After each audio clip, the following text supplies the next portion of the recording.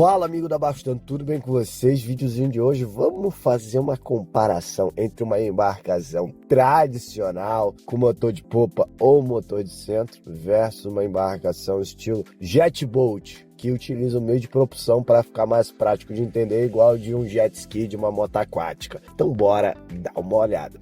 Então, amigo da Bastante, para quem não sabe, né, a gente já construiu, e um dos órfãos que a gente deixou aqui da Titan, que a gente construiu há um pouco tempo atrás, né, foi o jet boat, uma embarcação que remete a uma embarcação de fundo mais plano, que utiliza o estilo de propulsão hidrojato, ou seja, o mesmo estilo de propulsão que a gente tem do jet. A gente tem uma turbina que capta água e joga água, ou seja, a gente não tem contato do hélice diretamente com a água, possibilitando a embarcação passar por cima de qualquer lugar e, consequentemente, a embarcação tem uma capacidade de manobra absurda, porque o que acontece, né, a gente não tem, né, o contato lá com a água, então a embarcação consegue dar um cavalo de pau, um 360. Mas será que, como um barco, como uma questão de eficiência, a motorização seria a melhor possível? Bom, vale salientar que o modelo de hélice que a gente tem tradicional, tanto o motor de centro, o motor de popa, é um modelo já amplamente utilizado desde os anos antes de 1900, depois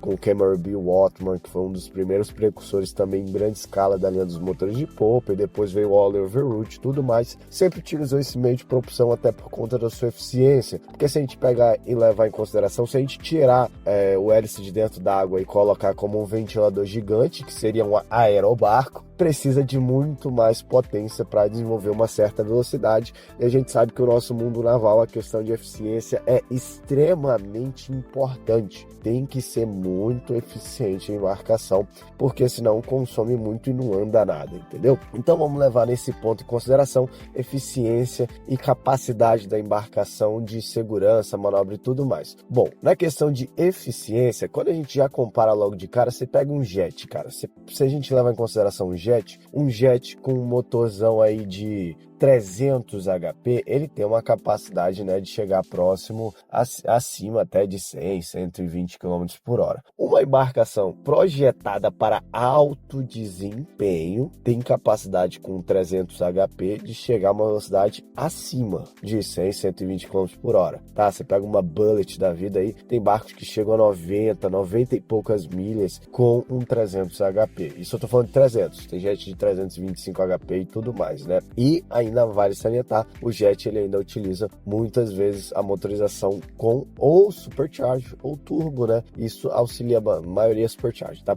Auxilia bastante na questão do giro final para ter um desempenho a mais. Então logo de cara você já percebe que se a gente leva em consideração um casco perfeito para ambos tipos de propulsão, mesmo o barco, na maioria dos casos o barco vai ser maior, vai ser mais largo, vai ser mais pesado e tudo mais, com a mesma potência, um jet, na teoria, no momento perfeito, um barco extremamente esportivo com jet esportivo vai andar mais o barco, que tem o motor de popa ou motor de centro. Então logo de cara a gente já consegue perceber a questão de eficiência, porque um tá tendo contato diretamente com a água, o outro ele tem que puxar a água e depois jogar, pode-se dizer assim, entendeu? Então essa etapa dele puxar, dele ter esse empuxo, atrapalha, entendeu? A questão de eficiência, digamos que ele tem uma perda, não sei ele salientar qual o tamanho dessa perda, mas ele tem uma perda. Então, em questão de eficiência, o hélice diretamente em contato com a água é melhor. Porém, a gente tem diversas vantagens com o modelo de jet boat. Como eu falei para vocês, primeiro fator, a navegação em locais extremamente rasos, porque mesmo que a gente consiga fazer um trabalho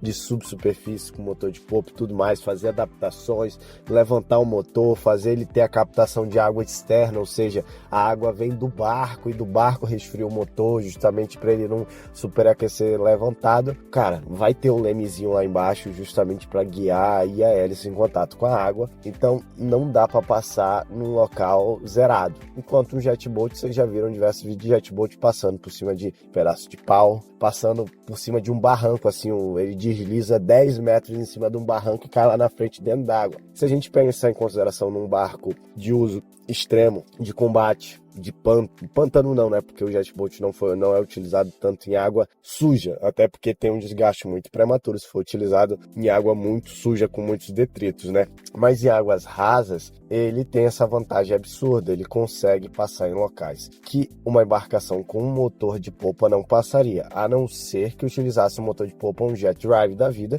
que aí é o mesmo meio de propulsão do motor de um jetboat, entendeu? Só que tá na popa da embarcação. E tanto que um jet drive, como eu já falei, ele é menos eficiente, entendeu? Então, essa vantagem de passar no raso para alguns locais é extremamente importante. E outro fator também a gente tem que levar em consideração o casco. Um casco de um jetboat, na maioria dos casos, ele precisa ter um casco, uma questão como pode dizer, uma captação central. Ele tem que focar muito em ter uma boa captação no centro, justamente para ter mais eficiência possível, ou seja, a água que está indo lá no túnelzinho que vai captar tem que ir com mais pressão possível e menos aerada possível, que isso é um fator também, a aeração da água, isso atrapalha muito, né? Tanto a parte de cavitação, pode-se dizer assim, e consequentemente o casco vai ser um casco de fundo mais plano, entendeu? Porque se o casco em algum momento perde um pouco de contato com a água para essa água que ele perde o contato ser utilizado em propulsão, diferente de um casco que às vezes pode estar só encostando às vezes o hélice dentro da água, não, o jetboat tem que estar toda hora a parte da captação dele de água eficiente, porque senão fica fazendo aqueles vum, vum, vum, vum, vum, vum, fica dando perda, entendeu? Então vai remeter um casco de fundo mais flat, ou seja, um casco de fundo mais plano vai fazer a embarcação navegar em local mais raso também, mas consequentemente não é um barco que vai se conseguir utilizar um alto grau de V, e se não consegue colocar um alto grau de V, quer dizer que a embarcação também ela não é tão confortável a navegação. Então não dá para fazer um jet ski, não dá para fazer também, lógico, o jet ski é uma embarcação pequena, não pode ter um grau de V grande mesmo.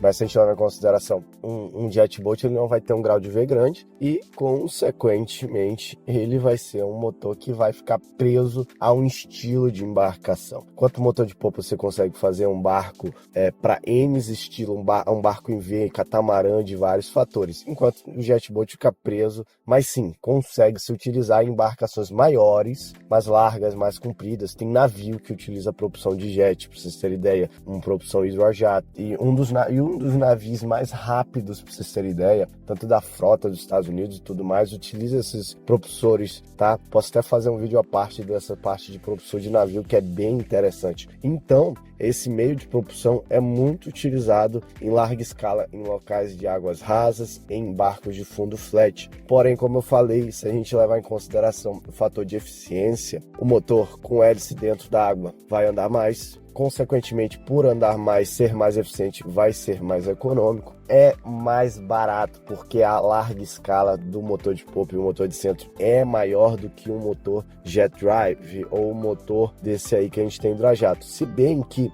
a questão do hidrojato é só a parte, por exemplo, você pega o motor de centro e se acopla na rabeta, né? É diferente, você pega o motor de centro e se acopla na parte da turbina. Essa é a única diferença. O mesmo motor, por exemplo, se a gente quisesse pegar um 200 V6 de centro Mercury e tivesse uma turbina, aí é o ponto, tivesse uma turbina que acoplasse certinho, aí era só acoplar a turbina, entendeu? Mas se tivesse utilizando uma rabeta Bravo 3 contra uma turbina, com certeza as duas no máximo de ajuste, a rabeta Bravo 3, que seria de hélice tradicional, iria andar mais, entendeu? Então esse vídeo que eu queria trazer para vocês, desmistificando um pouco, é uma embarcação excelente, é uma embarcação que tem um propósito muito interessante, o jetboat, mas em questão de eficiência, não é uma das melhores embarcações, por isso que vocês não veem tanto, porque como é um casco de fundo mais plano, imagina para fazer uma navegação offshore, para navegar no mar quase, para navegar, entendeu? No meio daquelas ondas, o barco vai ser um barco extremamente desconfortável e às vezes nem vai conseguir isso, entendeu? Então por isso, vocês vão ver modelos de jetboat exclusivos de embarcações de fundo mais plano para navegar em locais rasos, ou alguns modelos sim de embarcações catamarã ou até mesmo navio, tá? Que aí já são embarcações bem maiores e a gente está falando de uns jetboats mais de trabalho, tá? Existe modelos de jetboat de trabalho, modelos que acoplam uma turbina no motor diesel com uma rotação mais baixa, mas como eu falei, se fosse um modelo de hélice, consequentemente, muito provavelmente seria mais eficiente, salvo no caso que eu ainda posso fazer um vídeo, que é no caso dos navios, até porque é interessante que os navios mais rápidos que a gente tem, todos são estilo Jetboat, sabia? Então, deixar isso para outro vídeo, você já sabe, se inscreve no canal, lá com a forte, vai de Titã.